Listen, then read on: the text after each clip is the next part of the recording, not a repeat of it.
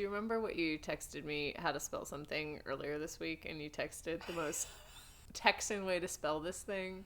What you texted me was, Maggie, I'm spelling something so wrong. How do you spell Calic? And I said Calack because the thing with a messy hair. The thing where your hair, like, and I used it in a sentence. It was like, I can't part my hair because of the really strong calic. Calack. Because I was spelling it so wrong and was stuck on it and knew I would know it when I saw it. But Google didn't understand. Google was like, there was calic. What's a calic? That's how I was spelling it. And it's cowlick. And you responded with Cowlick. It was so pure. It was so Texas. It was. I literally was like, I have to. Maggie, how you spell cowlick? How you spell cowlick? The thing, with your hair when it's all whack. Your hair's and all stuff. wicky wacky. How you spell cowlick? How you spell it? We'll put that screenshot in the show notes. Yes. Okay. The show notes are Instagram. Yeah. In case our listeners haven't figured it out, we don't actually have show notes. It's whatever we put on Instagram. And the tickety talk talks. Mm-hmm. Tickety talk talk. Yeah, thank you for reminding me of that. Okay. Clap. Oh, yeah. 1, 2, 3. Hi, I'm Maggie. And I'm Amanda. And we're sisters in law. We're watching Suits one episode at a time. It's a show so nice, I've watched it twice. And a show so great, I'm watching it late. Thanks so much for tuning in.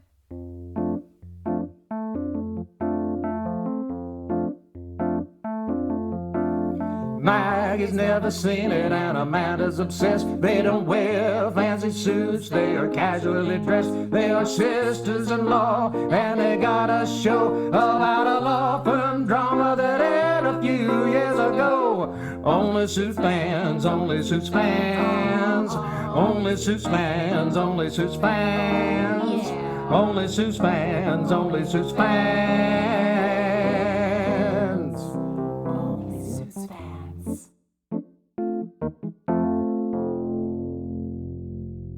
This is season 2, episode 16, War.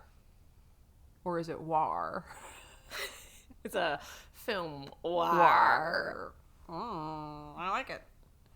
Well, we have made it to the end. Wow. Of this particular season. We have 7 more. Mm-hmm. Just 7. But this one's flown by. It really, truly has. Right? It has flown by like a PJ in the night. Yeah, like a PJ in the night. Should we do 3 a week? I mean, that would be so fun. Wouldn't it? Wouldn't it? We are so jacked up on Crystal Light right now. Yeah, we're just ready to do 3 episodes. Raspberry lemonade. We cannot make an emotional decision because we are riding the high of season 2. And they do say not to make an emotional decision like that. Like you've got to kind of chill out. Yes. So let's take a breather. You're right. Let's take a breather. Something that we do need to tell you guys about, that we watched the season finale together again, because that is our new tradition, is that we watch the season finale. Mistakenly, I purchased movie popcorn and not kettle popcorn for Maggie. And so we had to meaning mainly me, eat the popcorn. I served a little bit up to whiskey and Maggie had like 4 pieces. But I ate. I'm so glad you thought I had 4 pieces, because when you're sharing a bowl of food with someone, a popcorn, chips, I definitely ate at least half of that popcorn. But I did it so slyly, so sneaky that you didn't even know. I guess. Because I ate before you even sat down. I had fistfuls of popcorn in my mouth. Wow. When I got home. In your pockets and in your shirt. When I got home, there was popcorn crumbs in my bra. Yeah. Well, that's how you know you're scarfing it. Same. You're not doing it right if you don't find food in your bra at the end of the day. Especially popcorn. And you got to eat it. Yeah. When you find it. Yeah, it's leftovers. Yeah. Saving it for a little dessert. So we watched it together and it was really fun. Maggie took the notes and she types dang fast. I'm like Rachel. You are. I thought I was a fast typer, and then watching you do it, because sometimes I have to pause and be like, wait a minute, what's she saying over there? Do you remember when we worked together and I'd be typing and then you would just stop and laugh at me? Because when I'm typing, I also move my head a lot and then also make the faces of what I'm typing, because otherwise I can't go as fast. I probably have footage of it. We can put it in the show notes. Yeah, in the show notes. Yeah. Yeah, I have to emote while I'm typing. It helps me go faster. Yeah. So it was fun to watch her type. We paused once so I could make sure she got a quote, but she probably would have gotten it without me pausing. Yeah. Yeah, it was good. Ending was great. I do have some footage of her reaction at the end of the season. Oh my God. Finale. I laughed so hard. I cried. was out of control. I do have a brief as well. Yeah, I know you do. Let's do it. This season ends with a bang. It really slaps. Or wait, Rachel slaps Mike not once, not twice, but 3 times in the face after he admits he never went to Harvard. And this sends these law school rejects into a fucking frenzy. But they're not the only ones getting down and dirty. Lewis meets his mudding match in Nigel from across the pond. And while they are both cut from the same cloth, woven from the same thread, only one of them is truly interested in becoming friends. And he doesn't make the list. Speaking of list, which is essentially a sequence of information, Harvey will not be giving his name on the list of named partners during the merger, and neither will Scotty. Looks like these two will no longer be merging bodies. Plus, Jessica and Harvey are both tail spinning over all of Hardman's toxic seeds he planted, but Jessica is finally playing alpha and putting Harvey the hound dog in his place as the fox. Beautiful. Thank you. That was art. Of war. Speaking of, the art of war is really at play in this season finale. Lewis finds a new friend in Nigel and artfully leaves him off his efficiency list. Scotty's an artist at getting Harvey's attention the only way she knows how, by suing him. Mike may not legally be able to practice law, but he practices the art of the truth when he tells Rachel his story. And their hookup in the file room was some weird form of kinetic art.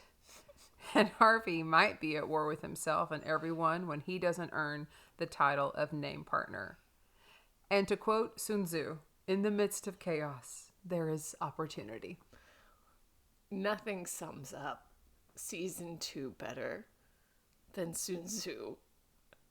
In the midst of chaos, there is opportunity. Yeah. I think the writers were probably really hanging on that when they were writing the scene, especially where Rachel and Mike bone in the copy room for what felt like 8 minutes. Yeah. So this whole episode starts with Jessica and Mike. And Mike says, I won't. Harvey will never forgive me.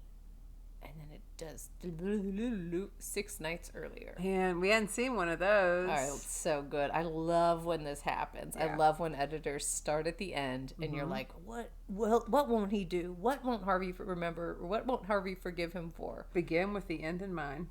That's what a prenup is. So then we're at a black tie event.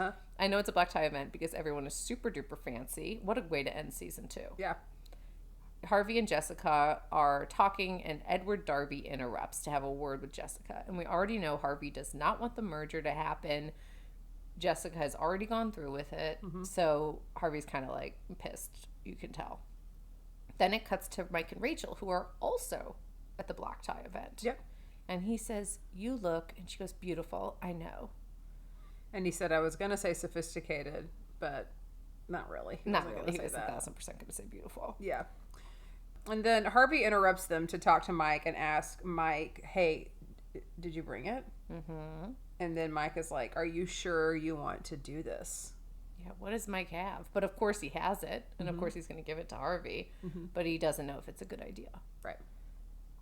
We then see Lewis also at this party. He comes in with a white scarf and he meets his match with a British bloke who skips him in line and calls him a baboon. They're trying to buy drinks at the bar, and this is Nigel, and Nigel thinks he's going to buy a Miller Lite. And he thinks Lewis is going to buy a Miller Lite. And he says that like it's a poor choice. It's like, Nigel, you're a poor choice. Yeah, also, a Miller Lite is a delicious beer with 96 calories. And they are not a formal sponsor, but could be. They could be. Thank you, Miller Lite. There's some in the fridge, and we will drink it on the show. because we now don't have a conflict of interest with food and beverage because of having to put Little Caesars on notice. Yeah, because Little Caesars has not responded to my inquiry. They bond, though. Nigel and Lewis bond over mudding. Yes. Maybe they fight over it. They're trying to, like, establish dominance with mudding. I have to be honest, I do not know what mudding is. Okay. Are you wanting me to tell you, or are you wanting to find out organically? Is the it way the mud is organic to the ground. Is mudding something that people know what it is? Some people do. They didn't make it up for the show. Is it just lathering mud on yourself? Yeah. Okay. Kind of. Kind of like putting like a mud mask on? Yeah, it's a little more involved than that. Is it in your butthole? These writers. I tell you what, these writers got me thinking, what's with a can opener and where's this mud going? Is it in your butthole? Is it? Just answer that, please. I don't know. Okay. I've never been mudding. All right. Darby and Harvey. Oh my gosh, I didn't realize how they sound nice together. Come on, writers. Let's Harvey. not be so lazy like that. Darby Harvey. Harvey presents lawsuits that Mike gave him. Mm-hmm. He is going to sue Darby's firm. Yes. On behalf of clients. And Darby's like, I take it this means you've discovered we're in merger talks. A good British accent. Was that good? No. It was an accent. It was an accent. Mm-hmm. I can't tell the difference between an Australian accent and a New York accent, so right. Don't come at me. Harvey suggests a wager, yes. as he's prone to do. Yes. So he suggests that if Harvey wins, they don't do the merger. Right. If Darby wins, Harvey walks away. Yeah. So then Jessica intercepts Harvey. She's like, look what this firm can give us. Yes. And he's like, why didn't you tell me? You don't just marry someone because they knock you up. Mm-hmm. He's suggesting that Jessica hasn't thought this through. Right. That she's just marrying the first guy who gives her 12 million pounds. And that's not it. That's not it. Yeah. Because she would have married Zane then. And she said, I'm not going to marry Zane. Yeah. She said, I would rather not. Yeah. Jessica says that actually, Harvey, if you lose, you have to stay. And earn your name on the door because it's not going up there right now because it is just Pearson, hole in the wall, hole in the wall, hole in the wall. Mm-hmm. And it's about to be Pearson Darby. Yeah. Scotty and Harvey are walking down the street. Mm-hmm. They're outside. Scotty, like, intercepts Harvey. She's outside a car. And she intercepts This is the next day. The next day. Both Jessica and Scotty knew about the merger. No one told Harvey. He is so pissed. Yeah. And she's like, don't Harvey me. Yeah. Harvey says to Scotty, "Oh, and everything is your record against me." Meaning he always wins. She never wins. It's oh and everything. You better watch it. Scoot on out, Scooty McScott. Scooter down the line, yes. Scooty Scott, Dana. So then Darby and Mike Ross are talking because Darby is waiting to see Harvey, but Donna is not there to announce him. Right. And Mike is like, oh, we still do this? Like, it's so formal. Yeah. So British. So Mike walks up to Harvey's office and he says, may I present Mr. Edward Darby? And then he was like, oh, come on. And then he calls him Benny Hill, which is funny because of the Benny Hill. I love the Benny Hill song. That's like, oh, is that? That's Benny Hill. That is. That's good. So Darby says he's going to be freezing Harvey's client's assets in 24 hours. So Harvey's going to have to fund his own legal battle here. Yeah. Mm-hmm. Darby says this most intricate quote that this is the one I paused for you to catch it. One doesn't hunt the fox while it's still in its den. One sounds the horn, allows the poor creature a head start before giving chase. Sporting. This is sporting. My British accent. That was beautiful, Amanda. Was it a little Australian? I don't know. We should have planned to talk in British this entire time. This is a little Cockney right here. Although any time we say something Darby's doing, we talk like this. I love it. Okay. Harvey is the fox in this. Mm-hmm. He's not the dog. Hey, Maggie, what does the fox say?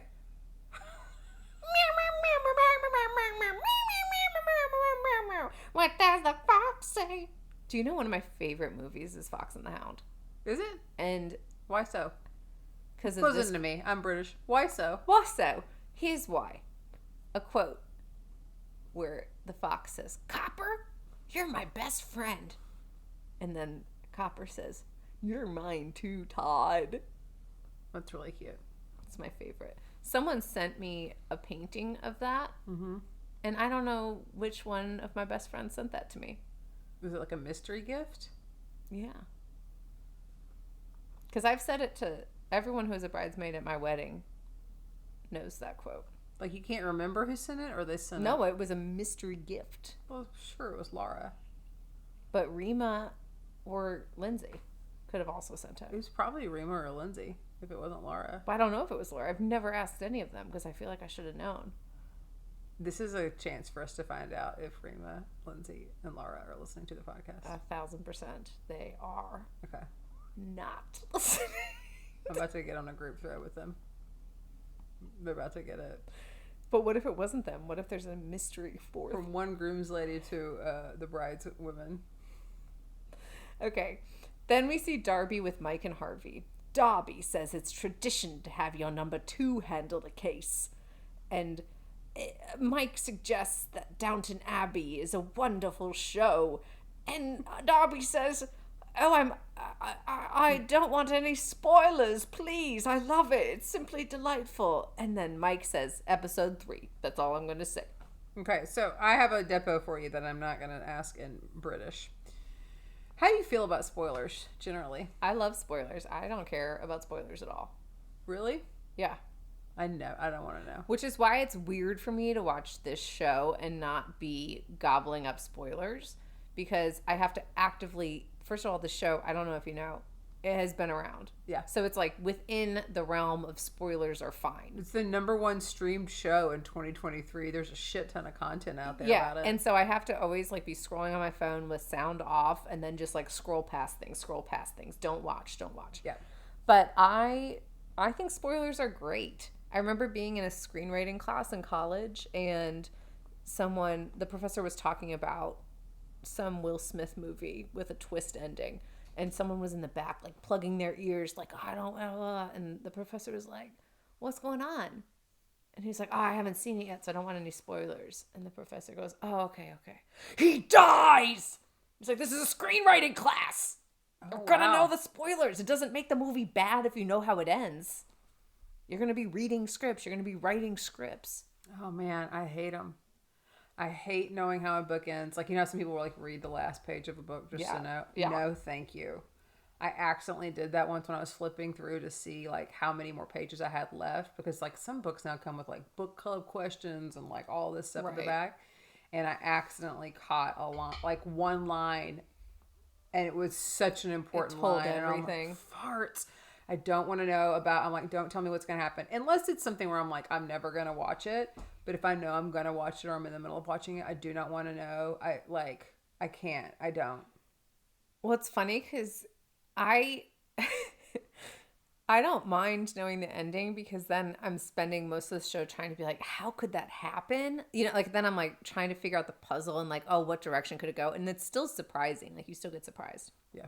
Darby says, there's a long-standing revision, not published, but standing in Great Britain. Because basically what happened before this was Mike and Harvey present Darby with something that's like, you can't actually move forward with the case because of XYZ technicality. It was a lot of technical things. And then Darby's like, actually, we can. Yeah. Ha, ha, ha, ha, ha. Because there's something that's not written in there that you can get around. It's basically sounds kind of like a British gentleman's agreement. Yes. And it's one of those things that because Darby's an international firm, he has this knowledge, and Pearson Hardman is very New York. In the city. Which is a disadvantage here. Yeah. And then Darby's like, oh, you got your back against the wall. And then Harvey says, I'm comfortable there. Gives me back support for when I come out swinging. This boxer. Yeah. Bad boxer, Harvey. We see Harvey in his office, and Lewis comes in. And he says, I'm a little busy now, as he's staring out the window. And Lewis says, Donna told me because she knows I support you 100%.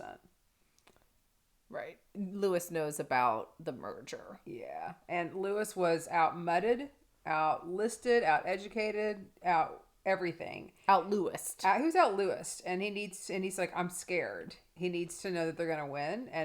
But Harvey needs to buy some time because they're not in a position to win right now. Right. And Lewis does not want the merger to happen because Nigel would 1,000% take Lewis's place. He's run the efficiency report. Yeah, and then he says, you once told me what to do when your back's against the wall. Break the goddamn thing down. I laughed out loud at this. Because just a scene before, he was comfortable leaning up against the wall. Right, but now it's like, he's not using this for back support. He's trying to break the wall down that he's using for his back support. His poor back. How's he going to come out swinging? Mm-hmm. He's going to be all swung out when he knocks that wall down. All swung out and hung out. Break the goddamn thing down. And then it's like, it looks like they're going to do like a fist pump, chest bump, high five. But they don't. Then Harvey goes to Mike's apartment, and Mike opens the door and he goes, "You're not Mr. Chung's Chinese food." That makes me want Chinese food. Oh my God, I love Chinese food so bad. I know. Harvey and Mike are at his apartment with confidential information about the merger. And Mike's like, "You don't want to do this. This is confidential. This is crossing a line." And Harvey says, "I'd rather cross my own line than sign on their dotted one." Yeah. That's a good line. It is a great line. But also very un-Harvey. Then Mike and Harvey are walking into the office, and it's this scene, and there's just like music that's like, yoo-hoo! Like it's just some... Yoo-hoo! Amanda, how did you do that with your voice? I don't know how it came out like that. It was pure vocal styling. That was incredible. Ariana Grande. Amanda Grande. So Jessica and Mike meet, and Harvey and Scotty meet. So they're both there to tell the boys to give up. Mm-hmm. And Mike says he's got the key to winning to Jessica. He tells this to Jessica. Yes, because it's like this is like a split scene. Yeah. Jessica and Mike, Harvey and Scotty, right. Because Harvey thinks he's going to meet up with Jessica. Yes. But he is not. Jessica and Scotty have plotted to switch rooms. Yeah. And they're both like, stop it, stop it, stop it. Mm-hmm. Harvey says he's made a deal that if he wins, Scotty is out. Right, which is so messed up. Because she wanted his name on the door. And then Harvey's like, actually, if I win, I don't want her name on the door. He's knocking her off the list. Yeah. And then Jessica interrupts Harvey and Scotty talking. And she's like, you just broke the law. You cheated. Right. Because Mike obviously told Jessica what they had, the information they had. Yeah. Darby plays by the rules. And Harvey's like, hey, we're strong. And Jessica says, if we merge, we will be the biggest, baddest bitch in the tree. Which I've always thought Jessica's the baddest bitch. Dude, she's so cool. She's so cool. And that bag. And then Harvey's kind of like, well, then I'll walk. And she's like, where are you going to go? It's the same, only worse, and you'll be a winner, but not a leader. Yep. I know that they say I can't control you. You're going to learn that I can. Woof. Woof, woof. Woof, woof, woof, woof, woof. Alpha bitch in charge right it. here. Jessica Pearson, which is what I've been wanting ever since Harvey threw her under the bus about 1,000,000 times in the beginning of this season. I'm glad she is here and putting him in his place. Yep. And then we see Scotty and Donna in the file room. And this is a really interesting conversation. Scotty says, I think you lied to me. You don't like me. Are you in love with him? And Donna's like, oh, I'm so sick of people asking if I'm in love with him. I'm not. Right, because it's already happened before. But also remember, like 2 episodes ago, she kind of was. Like one moment, right? There's a reason people keep asking Donna. Yeah, so Donna doesn't like when people lie to Harvey, and she is tired of people asking. And then Scotty says, I don't know how to get his attention unless I sue him. Which is so messed up. Yeah, she is so in love with him, and she's literally doing everything she can to get his attention. Yeah. And Donna says she has to make a sacrifice if she wants Harvey to hear her. Walk away from the merger and her name on the door. And I don't like this. Why? Because I think it's like first of all, I don't like that Scotty is playing manipulative games to try and get in a relationship with Harvey, because it's like, he doesn't want to be in a relationship with you. Or if he does, like, you shouldn't start a relationship trying to manipulate someone and play games, because shouldn't. That's not the foundation of a healthy relationship. That's not the foundation of I know. I mean, it seems like they have a lot of fun, but it's just like, oh my gosh, at some point you don't want to be always second guessing and wondering about your partner. Right. The other thing I don't like is that she wants her name on the door so bad. Yeah. And she's worked her booty off. In fact, Jessica said she's such a great lawyer. She wishes she would have hired her. Like, look at her. She's such a stellar attorney. But she's going to have to give this up in order to win Harvey. It just feels like girl, don't do it. Yeah. Don't do not it. worth it. You know what could also be a sacrifice? You be straight up and honest with him. And it's like they're all saying, oh, but if I'm straight up and honest with Harvey, then he'll never love me back. And it's like, then you don't want to be with him. You don't want to be with him. No. If you go and like honestly spill your heart out to someone, and then they're like, oh, I wish you would have sued me, and then I would have let you give me a BJ you on a imagine PJ. having to figure out those games for the rest of your life? Yeah, it would be awful. It'd be exhausting. So I just don't like the advice. I don't like any of it. I don't like Scotty and Harvey together unless they can start from a better place. Okay. Good to hear. But Scotty takes this advice from Donna. Yeah, she does. She meets with Mike on the street. She calls him Baby Harvey and gives him the information he needs to win the case. And then he's like, why would you give this to me? And Scotty explains why she has to do all this weird manipulation stuff, which I still don't really understand. But she said when Harvey and Scotty were in law school, his brother got sick. Harvey used tuition money to pay for his brother's treatment. Then his mom tried to pay Harvey back, but Harvey wouldn't take it. So Harvey's mom paid Harvey's brother, and Harvey's brother paid Harvey back. So it's like Harvey won't take money from people he perceives have wronged him. Yes. Or who he thinks have done morally corrupt things. Right, because it's like dirty money. Or are women. So that's why Scotty can't give the information to Harvey, because Harvey would never trust it, just like he wouldn't trust the money from his mom. Yeah. Mike's like, should I tell him where I got it? And she goes, well, you don't have to. You can tell him. But if you tell him, then it's probably not going to have as much clout.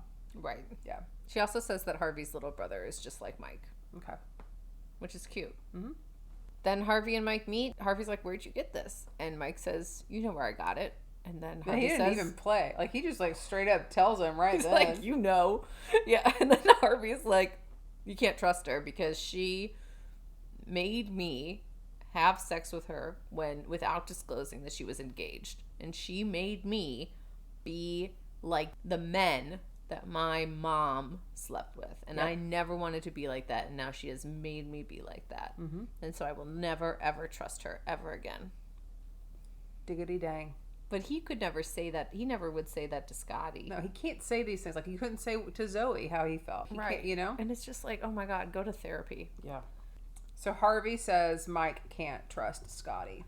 Right. And then Donna and Harvey are together, and she's like, what the hell is wrong with you? Right. She She explains everything to Harvey. She has to break it all down. She's like, which is so funny, though, because she's like, obviously she gave that because she's in love with you. And then she also says that Harvey let Zoe go, but Zoe wanted him to fight. And then it's Harvey just says, like, is this about Zoe? Is this about you? right. And she's like, ugh.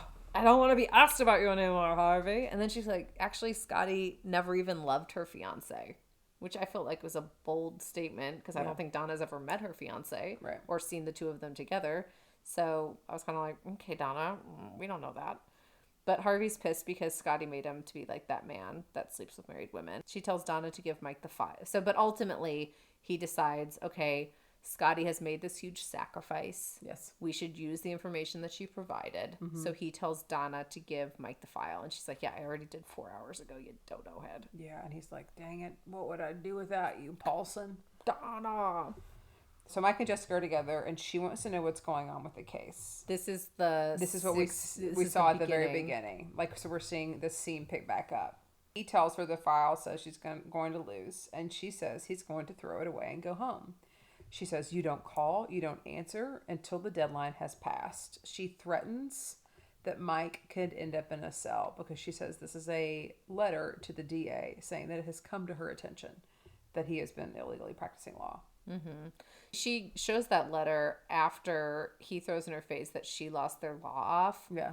And she was like, okay, but that was the stakes were nothing and it wasn't about my power. So watch me. Yeah. Watch me deliver this letter that says it's come to my attention that Mike Ross has fraudulently been practicing law. Mm-hmm. And she goes, you've met that district attorney. You think he's just going to not care about this? Yeah. She is in it to win it, Jessica Pearson. Yes. So Mike and Harvey's in the bathroom. Harvey is pissed because he knows that Mike is throwing this all away. And Mike's like, look what we've done. 2 ethical violations this 6 weeks ago would have made your stomach turn. Yeah. So then Jessica walks in and tells Mike he might want to go. And Harvey says, no, you're fired. And she's like, no, you can stay. Yeah. Let's get out of here. Yeah, Mike's like, Mike gets fired by Harvey, and then Jessica's like, actually, no, you're a great. Kind of need you to stick around. Kind of need you to stick around, also to make my threat make sense. Yes. They fight about all of the things that Hardman has planted in their mind, which I think is a little bit like, come on, you guys, you're better than this. Yeah. Harvey's like, you never trust me. You were never going to put my name on the door. Jessica's like, you're coming for me. You only care about yourself. You don't understand. She was like, you already think you're first on that list. And you aren't even up there. She tells him he's going to stay. He's going to be humble, and he's going to learn his goddamn place. And Harvey takes a good long look in the mirror. He does. Yeah. Not out the window, at himself. So Scotty walks by Harvey, and she looks hopeful, but Harvey looks sad. And then he chases her to the elevator. So my question is, what did you think he was going to do when he was chasing her to the elevator? I think I thought, like, he was going to be like, I love you. No. I didn't think I think he was going to be like, hey, like, thanks. But then I guess I don't know, because now looking at all of this together, he's just been like completely fucked. Yeah. So he's not in a mood to be like, thanks. If it had worked and he would have won, I think this would have been very different. So then he goes to the elevator, and then she says, you could have just told me you didn't love me instead of selling me out. And he doesn't know what's going on, but Darby's fired her. And he's like, well, it wasn't me. And she goes, oh, isn't that great? Yeah, that's super cool. Still don't have a job. Still don't have the man. Yeah, I literally lost everything. I'm owing everything. Oh, man. Then we see Darby shaking hands in the conference room, and we see Darby and Harvey, and they shake hands. Harvey asks Darby to give Scotty back her job. And then Darby says, fair enough. Would you have her work here or in London? Which feels wild. That Harvey gets to choose if Scotty comes to work there with them, because he should be working in the same office, or if she stays in London. This honestly felt so weird, though, too, because Darby's like Darby clearly has ethical concerns about Scotty. Scotty can be manipulated by Harvey Dick, you know? So he has fired her for a reason. Yeah. But then it's going to be like, oh, okay, actually, sure. Where should she go? Pick where she's going to be. She can come back at her last position. I almost didn't think this was real. Interesting. I don't even think I wrote a prediction about this. Okay, cool. But I guess she's going to come to New York. I guess she's going to be in season 3 all over the place, laying traps. Okay, that's a prediction. Mark it down. Another important storyline here, we've touched on it, is Lewis and his British counterpart, Nigel. Lewis, they meet at this black tie party. They talk about mudding, and then later Lewis sees Nigel kissing Donna's hand. Then Lewis confronts Nigel, and Nigel says, oh yeah, Donna let me into her cubicle. So Lewis... Which is a lie. He reached over to get something out of the cubicle. Yes, because Lewis like goes to talk to Donna, and he's like, I would never invade your space like that, and you should not let that man do it. And Donna's like, okay, but here's what he's doing. He's doing an efficiency test. And Lewis is also supposed to make an efficiency test, which is inefficient. Right. It's a test. It is a test of who can do a better efficiency test. And an efficiency test is like, who are you going to fire? Yeah. And then Donna's like, you go do the best efficiency test that's ever been, and you kick his limey ass. Yeah, she has to give him a pep talk. Oh, Donna. So once Lewis realizes that Nigel is doing an efficiency test, he goes and finds him. He's doing deep breathing in the bathroom, which feels like a very Lewis thing to do. Yes. And Lewis says, right now, game of efficiency list. And then he's like, files are for pussies. We just listed off the top of our head. Let's go. Lewis thinks a lot of things are for pussies. Nigel licks his finger for 1 point because he totally nails it. He does a better job at efficiency listing. Yeah. So then we see Nigel and Lewis at a bar after they have gone to see a play. Both of them help stop some disturbances within the play. I mean, these guys are cut from the same cloth. Right. What did Lewis stole a man's cell phone? Nigel got somebody kicked out. But by pretending that they had someone go to the hospital. Like, there was some sort of crazy mind games at play for them both to make this experience much more lovely. And then Nigel, like, straight up just says, I don't make friends easily. It's kind of Yes. like a Taylor Swift thing, you know? She writes about that in one of her songs. Mastermind. Yeah. No one wanted to play with me when I was a little girl. So now she pulls all the strings, just like Nigel making his lists. Yep. Lewis is also like, yeah, I was also bullied, but then I decided to be mean to a bully, and then they never made fun of me again. Right. Which feels like, did that happen, Lewis? Because people make fun of you all the time. Yeah, He's kind of always a target of bullying. Yeah. And then they come to the realization, which they've already realized, that the efficiency list says there's not room for both of them unless they both Make room. Yeah. They both have to make room for each other.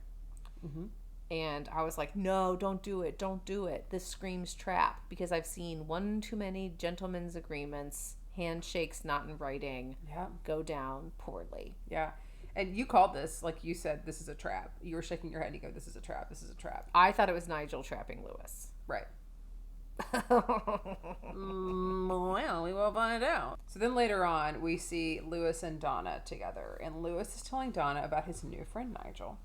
And he totally put Nigel on his list. So it was a trap, but Lewis... Because he realized, he says, and then we were talking about being friends, and he said, you know, we have to both leave each other off the list. And he said, but then I realized that would be compromising my list, and I would never compromise my list. So he would never compromise his list. So I obviously had to put him on the list because it's an efficiency list.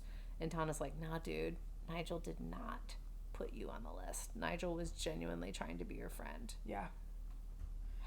And this reminds Lewis that he needs to go and be a good friend to Rachel. Which we will get to. Yeah. We will get to that. But he doesn't give two toots that he just threw Nigel under the bus. Storyline of the century here. Okay. Oh my god. All my right. god. Mike and Rachel are at the office. She tells him that she did not get into Harvard, and she goes, "Don't look at me like that." And he said, "What, with sympathy?" She goes, "With pity." She tells him it's because of the Lewis scandal. With pity. With pity. How you spell cowlick? She tells him it's because of the Lewis scandal, and she asks Mike to tell her about the day when he found out, because she'll never hear that for herself. And he's like, it's not right. Yeah, come on, Mike. He's just like, no, I can't tell you about that. And she's just like, wants to cry. She's so sad. So then she writes this letter.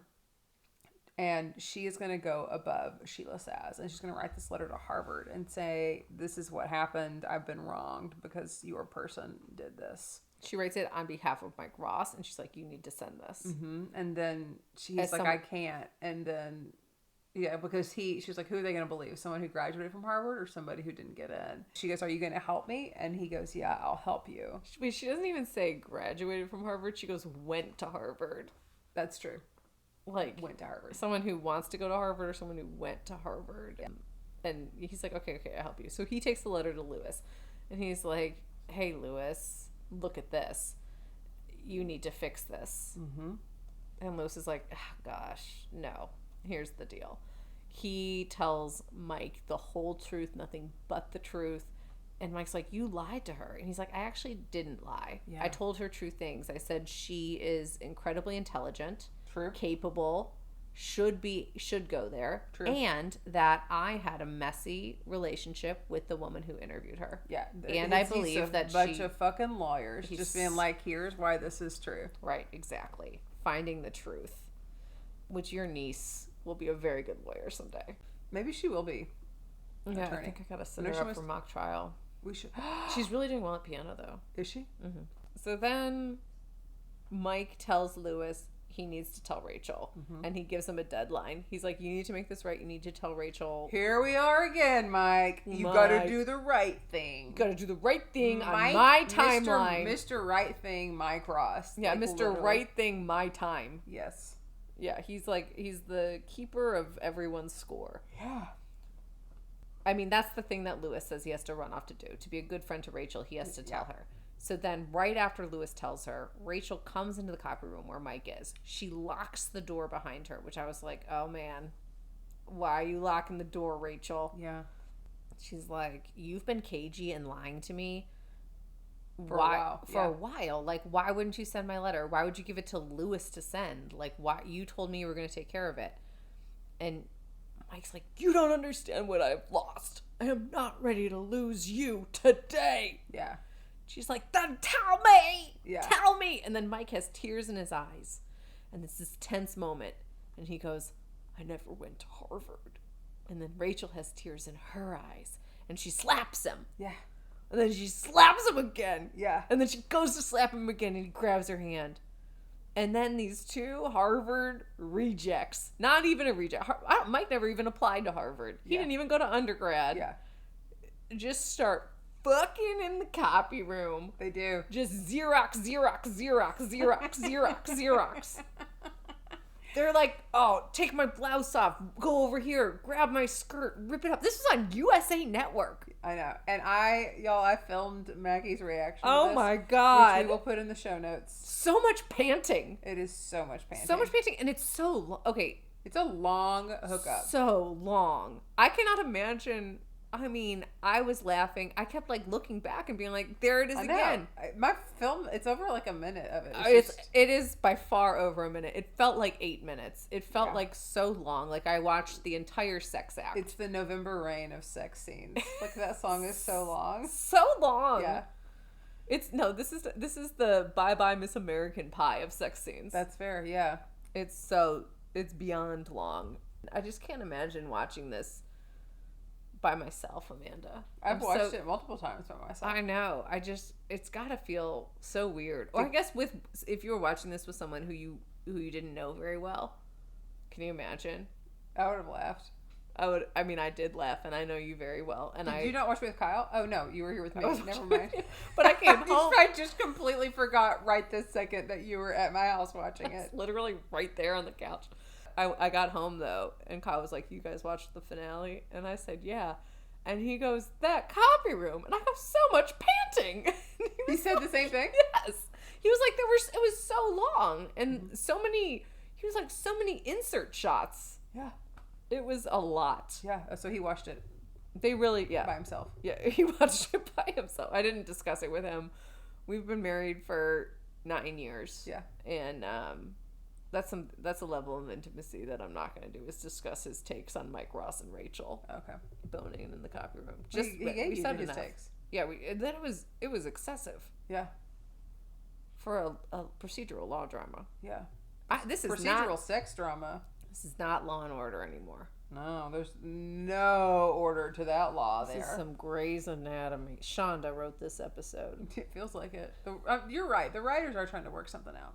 They're working it out. But now it looks like they got it out. Mm-hmm. They really jerked it out on this last scene. Yeah. And now it's good. Now we're ready to splooge all over season 3. Well, you just named the episode. Splooging all over the season finale.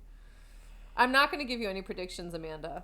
Now, why is that? Because except for the one prediction that I made.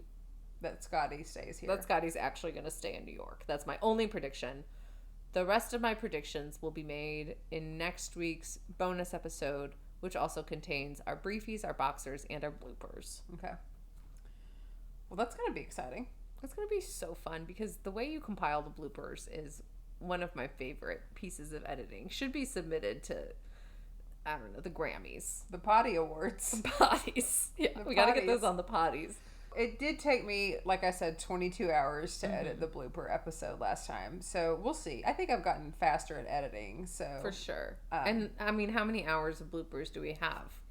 Well, right now we have about an hour and a half of bloopers. Okay. That seems low. It's double what we had last time. So it's going to be really interesting. It's so weird because we're so tight. Like when we're recording, I can't imagine that we say an hour and a half worth of things. I can't either. I do have a fun piece of information that was sent to me by Whitney, our friend Whitney. Yeah. She sent me we have like several different things that we're currently talking about when we're texting. And so it's funny I was like going back and scrolling and looking for something else, like a different conversation in our text the other day about something. But then I'll see these like little blurbs of like, you know, her hot thoughts on Suits, because she's been watching it and keeping up. She sent me a screenshot of, not a screenshot, but like a picture of the TV. because there's another show that is back streaming on the webs right now, and Mr. Harvey Specter makes an appearance in it. What is it? Sex in the City. So we got to watch that episode, or at least get a clip of it. He's like the weird art dude. Oh my gosh. Yeah. Which And is so much more Gabriel mocked than Harvey Specter. Oh, for sure. It's very like much in line with his personal brand. Yeah. And she sent that to me. She's like, oh my gosh, you gotta, oh. So I wanted to thank Whitney for telling us about that. I love it. Thank you, Whitney. We are the podcast that keeps on giving by giving you multiple episodes a week. And what we're only asking for is just one review. Like, not even more than one review a week. We just want one review. So if you are listening. It's so helpful. It's so helpful. Like, you guys have no idea. And here's the thing. We can see the numbers. And so we see how many people are listening. And they haven't quite lined up with like, how many reviews. Like, and we know every episode we say review. So if you're listening, we should have, like, a lot more reviews. Right. Because we're looking at it. And it's like, okay, this is a good amount of people listening. This is fun. This is tracking. We're loving it. I wonder, are they all just still in draft mode? That's it. Go check your drafts. That happened to me the other day when I uploaded the podcast. I left it in draft and didn't hit publish.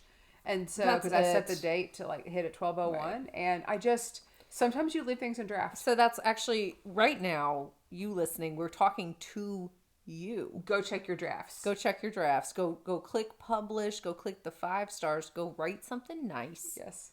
And if you don't want to write something nice, you can keep it in drafts. Yeah, you can keep it in drafts.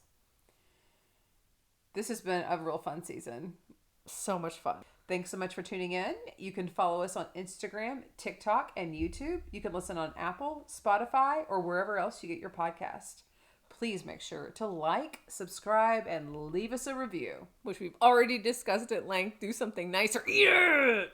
See you next season. Splooge.